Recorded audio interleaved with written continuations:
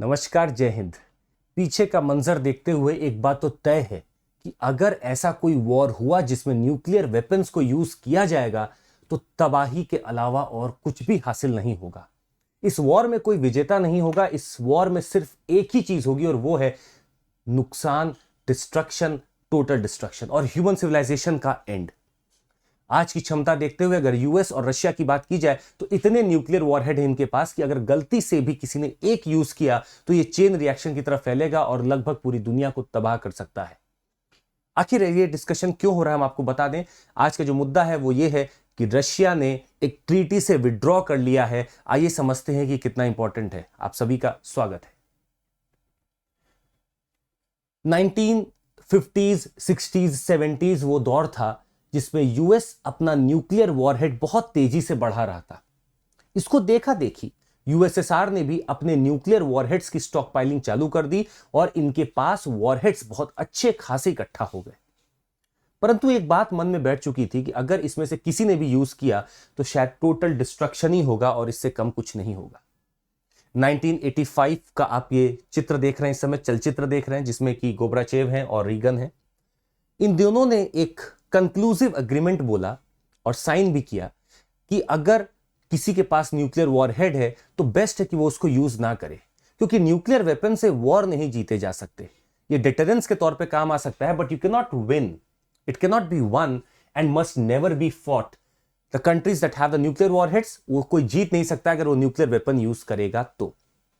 खैर, मंजर क्या होने वाला है हम आपको दिखा दें। ये बातें इसलिए उठ रही हैं क्योंकि इन दोनों के बीच में कुछ ट्रीटी थी जो 2010 में साइन होती है। यूएस और रशिया के बीच में एक नई ट्रीटी थी जिसका नाम है न्यू स्टार्ट ट्रीटी। 2010 में साइन होती है, 2011 में इफेक्टिव होती है और 2021 के लिए थी, परंतु इसको एक्सटेंड कर दिया गया था 2026 तक के लिए। हालांकि रशिया के हवाले से जब यह खबर आई कि इसका कोई विश्वास नहीं और इसका कोई मन नहीं इसको फॉलो करने का और वो अपने आप को विड्रॉ करता है, तो कल ही उसने अपने आप को विड्रॉ कर लिया है। मतलब फरवरी के ही 20 तारीख के आसपास ये अटकलें लगने लगी थी और उसने अपने आप को विड्रॉ कर लिया।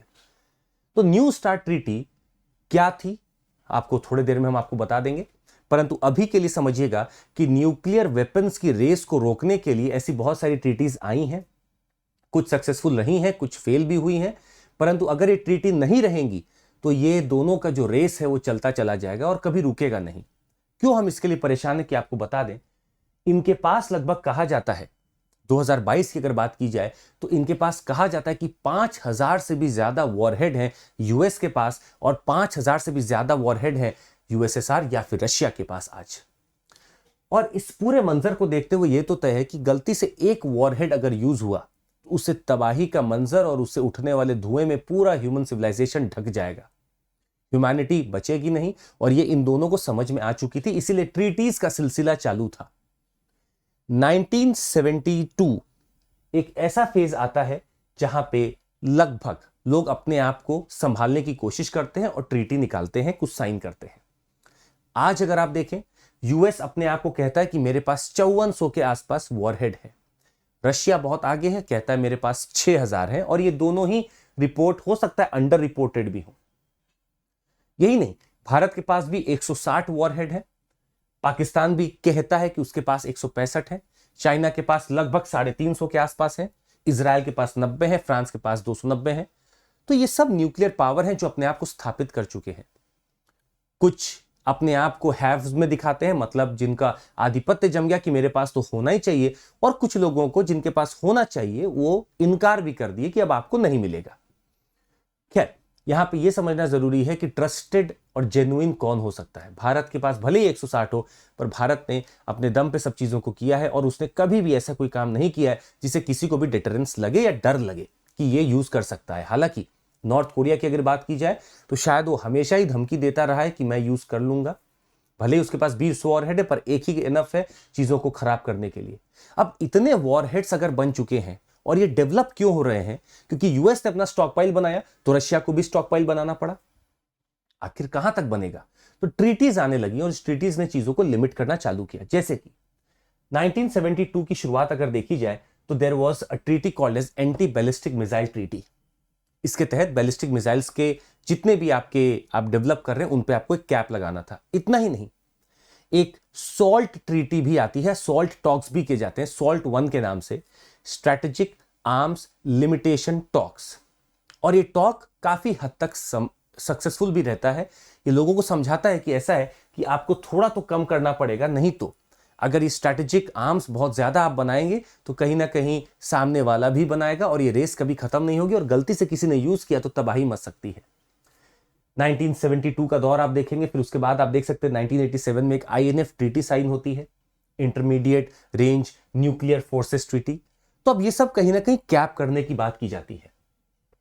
ये जितनी कैप की हम बात कर रहे हैं, आपको बता दें कि ये सारी ट्रीटी बनती जाती हैं, जैसे कि आपका सॉल्ट आ गई, सॉल्ट 2 आ गई। इस इमेज में अगर आप देखेंगे तो बेहतर समझ पाएंगे।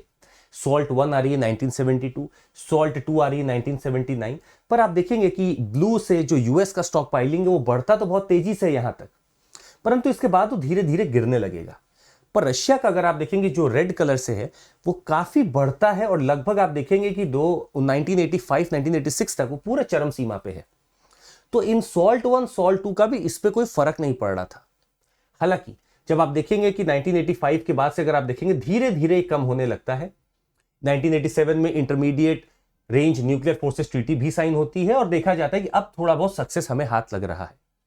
स्टार्ट 1 1991 में आती है और स्टार्ट 2 आपकी 1993 में आएगी, और दोनों के बीच में कहा जाता है कि एक कैप लगा दिया जाए, इससे ज्यादा न्यूक्लियर वॉरहेड आपके पास नहीं होने चाहिए।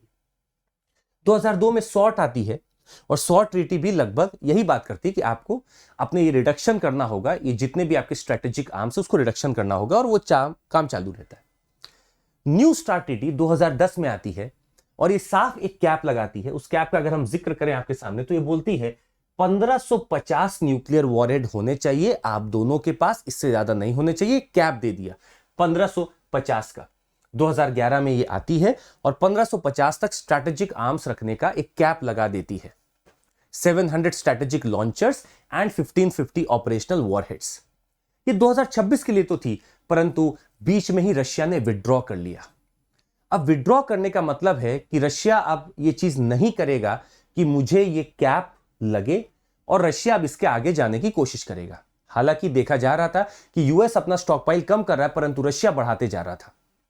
दूसरा, इस ट्रीटी के तहत दोनों को अलाउ था कि एक दूसरे के फील्ड में जाके ये टेस्ट कर सकते थे, एसेस कर सकते थे कि आपके पास कितना वॉरहेड है।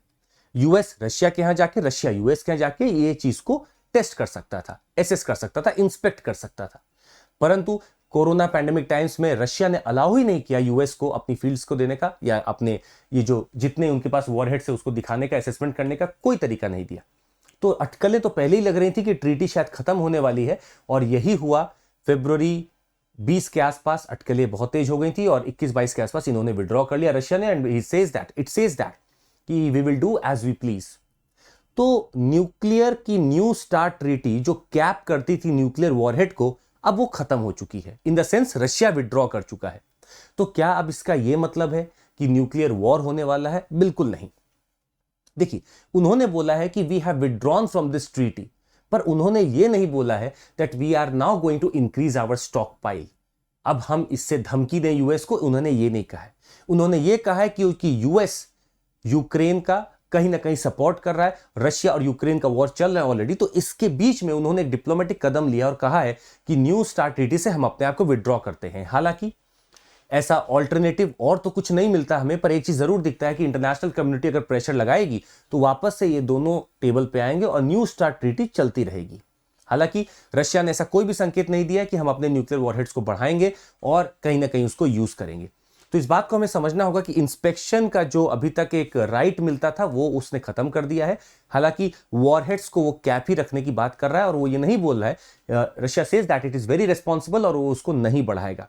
तो ये ट्रीटीज आप देखिएगा, ये 1972 से ही चालू है। लगभग आपका स्टार्ट 1 आप देखेंगे 1991 में आती है, सॉर्ट आपकी 2002 में आती है, और उसके बाद आपकी न्यू स्टार्ट ट्रीटी आती है 2010। तो न्यू स्टार्ट ट्रीटी के तहत काफी अच्छी चीजें चल रही थी, परंतु इसी के बीच में आप देखेंगे क्रीमिया भी हो जाता है, जो क्रीमिया एनेक्स कर लेता है रशिया। इसी के बीच में यूक्रेन का भी चल रहा है इशू। तो ये न्यू स्टार्ट ट्रीटी ऑलरेडी एक फेज से गुजर रही थी जहां पे बहुत चीज नहीं हो पा रही थी। हालांकि वॉर, न्यूक्लियर वॉर होना बहुत ही मुश्किल है, और अगर गलती से भी हुआ तो इससे सिर्फ विनाश है और कुछ नहीं है। आई थिंक इंडिया को लीड लेके, क्योंकि इंडिया एक जेन्युइन चीज एक जेन्युइन रिस्पॉन्सिबिलिटी के साथ आगे बढ़ सकता है। उसने अपनी चीजें खुद तैयार की हैं और वो कहीं ना कहीं एक रिस्पॉन्सिबल पावर माना जाता है। अगर भारत वाकई में चाहे तो रशिया और यूएस को वापस से एक टेबल पे ला सकता है, जहां पे न्यू स्टार्ट ट्रीटी या आने वाली कोई भी ऐसी ट्रीटी तैयार हो सके और कैप करने का एक मकसद मिल सके। आज के लिए बस इतना ही। देखते रहिएगा और इन सीरीज में वीडियोस आती रहेंगी। Thank you so much, take care, जय हिंद।